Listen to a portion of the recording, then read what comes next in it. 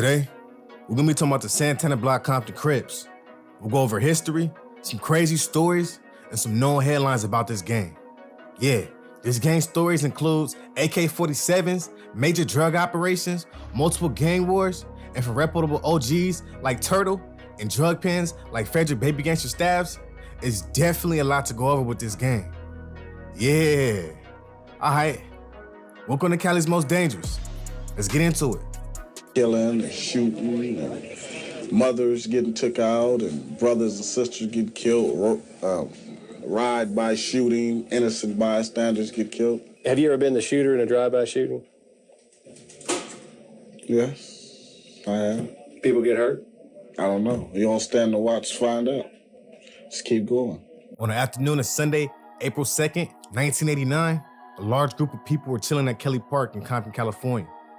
The individuals in the park that day included members of the Atlantic Drive Compton Crips and their allies, the Kelly Park Crips and the In-Hood Crips. By early evening, between 100 and 150 people, most of whom were barbecuing, listening to music, and playing basketball, remained at the park, enjoying each other's company. That same evening, Timothy Martin was talking with a friend in front of the Alondra Apartments when he noticed a white Cadillac followed by another vehicle traveling westbound on Alondra Boulevard between Castlegate Avenue. The vehicles aroused his suspicion because there was too many people in both cars. He was also alarmed because he believed the occupants to be members of the Santana Blocc Compton Crips. So Martin rode his bicycle to the park to alert his brother of the potential danger. After talking to his brother, Martin rode to his house on Castlegate Avenue, south of Caldwell Street. While Martin stood in the driveway talking to another friend, he saw the same white Cadillac stop at the corner of Castlegate Avenue and Caldwell Street. The front passenger, Paul Gregory Watson, also known as Potato Head, a known Santana Blocc Compton Crip, was seated on the door rail, holding an AK-47 over the roof of the car and aiming at Martin. The Cadillac then continued towards the park, and 5 or 6 seconds later, Martin heard about 20 gunshots. T. Fennell, who was associated with the Kelly Park Crips, was in the park playing basketball at about 6 p.m. that evening. After finishing his game, he walked to his car on Butler Avenue to get a towel. As he returned to the park, he noticed Tammy Aldridge and Ava Williams sitting in the black Toyota Celica, parked in front of the Compton Police Department substation on the north side of Caldwell Street with their 3 children in the car. Eldridge and Williams were talking to Earl Solomon, a member of the Atlantic Drive Compton Crips. A white Cadillac with 3 occupants was traveling westbound on Caldwell Street. Fennell recognized the Cadillac as belonging to Potato Head. When Fennell reached the sidewalk on the north side of Caldwell Street, 20 feet away from the Cadillac, he saw an AK-47 held by Potato Head coming out of the window. He leaned out of the front passenger window of the Cadillac and shot into the park. Fennell ducked behind a parked car and continued to watch Potato Head. The Cadillac passed Eldridge's Celica, but right after passing, Potato Head turned back towards the Celica and continued shooting, hitting Solomon in the head. Fennell was standing about 35 to 40 feet away from Solomon when he was shot. He went directly to Solomon's body while Eldridge started her car and drove away from Butler Avenue. Fennell was the first to arrive at Solomon's side, but immediately left after confirming he was dead. Fennell later returned to the scene and spoke with the officers. Fennell had been convicted of taking a vehicle and receiving stolen property. Fennell's friends in the neighborhood stopped talking to him because they did not want him to come forward and testify. He and his family ultimately were forced to move away from the neighborhood because of this. In the midst of all that, after witnessing the shooting, Brian Owens, an associate of the Atlantic Drive Crips, ran to his Chevrolet Cavalier, got in, and chased the Cadillac, armed with the .45 caliber semi-automatic handgun. But some cars that had been towing the Cadillac moved behind Owens' car and opened fire.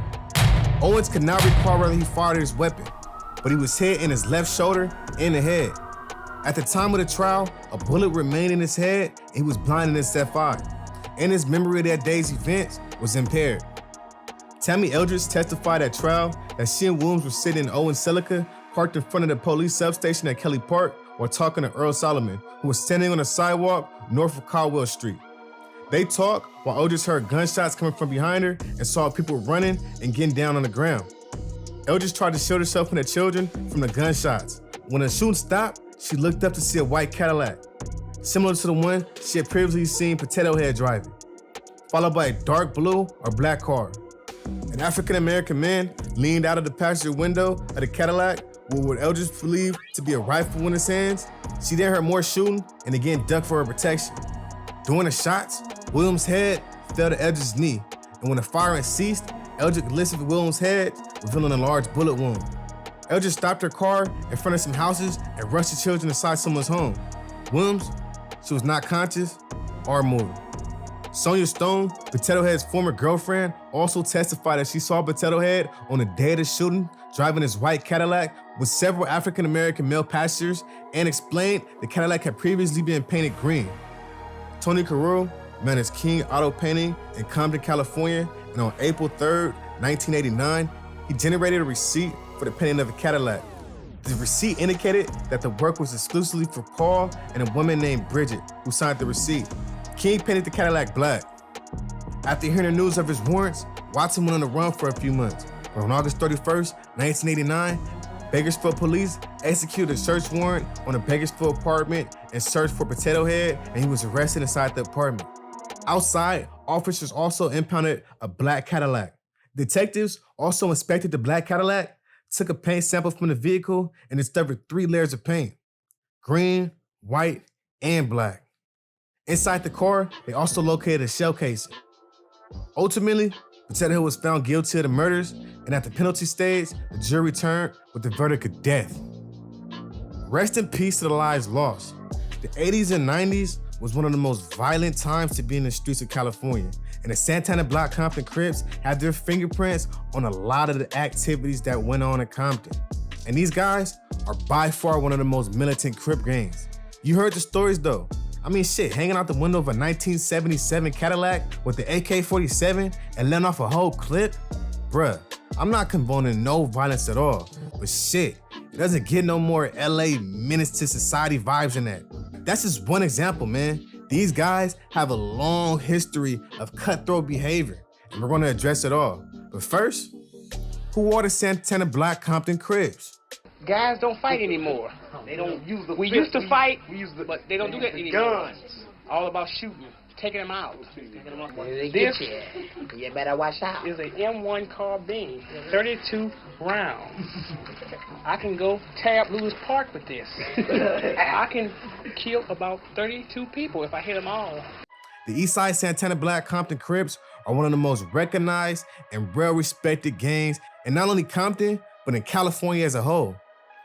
Loved by few, hated by most, but respected by all. If it wasn't given, it was taken by any means necessary. They're mainly an African-American gang, and even though the Santana Blocc Compton Crips are mostly a black gang, it's a few other races from the set as well. Matter of fact, it was a well-known Mexican from the set named Primo Pete, but unfortunately, he was gunned down in the 80s. When it comes to attire and logos, they wear a lot of black, with SBC logos and an occasional Raiders and stuff like that. So if you in their streets and you see an SBC approaching aggressively, see your way off their block, or you could be resting in peace. Bars, nigga. Their territory stretches from Rosecrans Avenue to Pine Street between Alameda and Long Beach Boulevard, west of the Compton Swap Meet, with parts of their hood colliding with the Elm Street Paru neighborhood. And with them being so close to other enemy gangs too, like the Southside Compton Crips and the Kelly Park Crips, they have historically been known to go to war since the 80s over things like the drug trade and territory. 365 days in a year. When I step out the door, you see what I'm saying? And every time a car come by, I'm looking. Every time, it never fails. Every car looked at millions and millions of cars. We might look at more cars than anybody in this world because afraid of a motherfucker riding up and shooting us. You have to feel that way. If you don't live long around here. It's like we prepared ourselves to like die. But they have also been in the headlines for several murders, robberies, shit, and sometimes both. And with several incidents occurring even in the 2000s, these waves followed the Santana Blocc Compton Crips until the present day. And unfortunately, on October 26, 2006, John Abraham became a victim of this gang because of this. Abraham, he owned a restaurant in Gardena and sold large quantities of high-grade marijuana from his restaurant and from his house. His brother Justice stayed at the house several nights a week and knew that Abraham was dealing drugs, and he was strapped. He owned a .45 caliber semi-automatic handgun, and he kept it on his nightstand. Abraham was friendly with Serena Bell and her roommate Tamika Young. They would often link up, drink, and use marijuana together at Bell's residence are at Abraham's house. Yeah, Abraham was trying to get in good with Belle. He provided marijuana and sometimes bought gifts for her as well. The two also planned to take a Hawaiian vacation on October 29, 2006, which was Abraham's 29th birthday. In October 2006, Young saw Taylor, a known Santana Blocc Compton Crip and a longtime friend, so she invited him to Belle's residence. Abraham arrived later with a large quantity of in his backpack, and the group smoked together and talked amongst each other. Later that evening, Taylor informed Young that he needed money because he was broke and asked if he knew someone with marijuana or money. He also asked where Abraham lived and suggested that he could take Abraham's marijuana when they were not home. Young, she attended to discourage Taylor and stated that he shouldn't do that because Abraham was a nice person. But still, several days before the shooting, Taylor asked Young to drive him to Abraham's house, and she agreed. Young then drove Taylor and pointed out Abraham's house. Taylor asked Young when Abraham would be in Hawaii, and she replied the weekend. Later, Young attempted to discourage Taylor from taking Abraham's marijuana, but Taylor responded that he needed the money and informed fellow Santana Blocc Compton Crip members of Abraham's stash. On October 26, 2006, Taylor and the two men drove and entered Abraham's house where a gun battle ensued. Abraham shot one of the men in the neck, but Taylor shot Abraham several times. Following the sounds of the gunshots, a neighbor investigated and found Abraham wounded and propped up on some bushes near the stairway. The neighbor summoned emergency medical assistance and police. Los Angeles police officers arrived quickly and found Abraham unresponsive with a gunshot wound to his chest. Paramedics arrived, but they were unable to resuscitate Abraham. An autopsy was later performed on Abraham's body and concluded that he died of 3 gunshot wounds, 2 which entered the back of his body, passing through the front. A police search of Abraham's house revealed a .45 caliber semi-automatic handgun laying on the floor, 9 shell casings, and 10 spent bullets throughout the residence, bloodstains, and 366 grams of marijuana. A window screen near the front door was damaged, suggesting a forced entry. Also, another window screen in Abraham's bedroom window was broken. An officer testified that based on the number and location of bullet holes and shell cases in Abraham's house, a running gun battle occurred with people running through the house and shooting at each other. A police firearms examiner compared the expended bullets and cases recovered from the house with the .45 caliber handgun found on the floor, and he concluded that 7 bullets from the gun had been fired from that handgun, and that 3 bullets had been fired from a .38 or 9mm revolver. Following Abraham's death, Young suddenly moved from Belle's residence. And a day or two following Abraham's death, Young saw Taylor with a lacerated arm and noticed that he had cut his shoulder-length braids. Nearly 8 months later, police officers detained and interviewed Smith. Initially, he denied knowledge of or involvement with Abraham's death. But later, Smith stated that he merely drove Mayers and Taylors to purchase marijuana from Abraham, but they were short on the money. Taylor carried a silver revolver in his pocket as protection and led the way into Abraham's house. When Abraham opened the door, he appeared shocked, high, or jittery as he pulled the gun from his pocket. He claimed that Abraham and Taylor shot simultaneously as the gun battle ensued.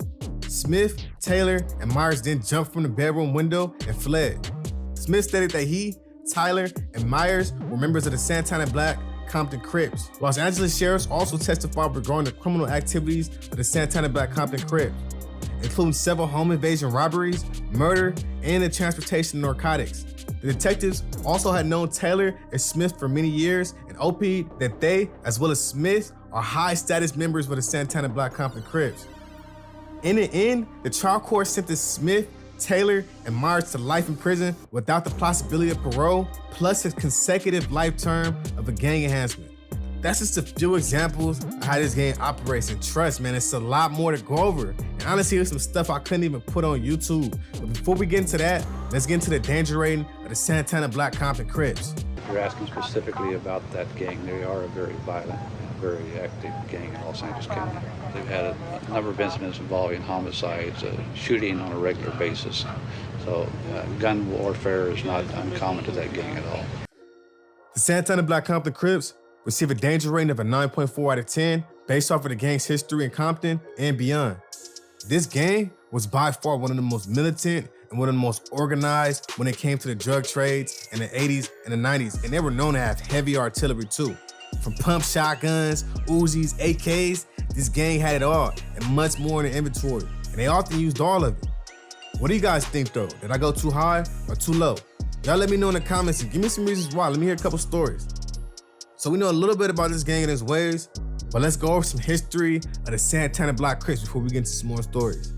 The shooting started about, what, 76, I'm Melvin. In 76. You know, they stopped fighting. They just started shooting. You know, and it was something new to me. You know, we used to fight all the time. The next minute, I'm running from gunshots. So the only thing I said to myself, say, man, are we gonna start doing what they doing? You know, same thing they do to us, we do to them. The Santana Blocc Crips have a huge attachment to Compton when it comes to their history.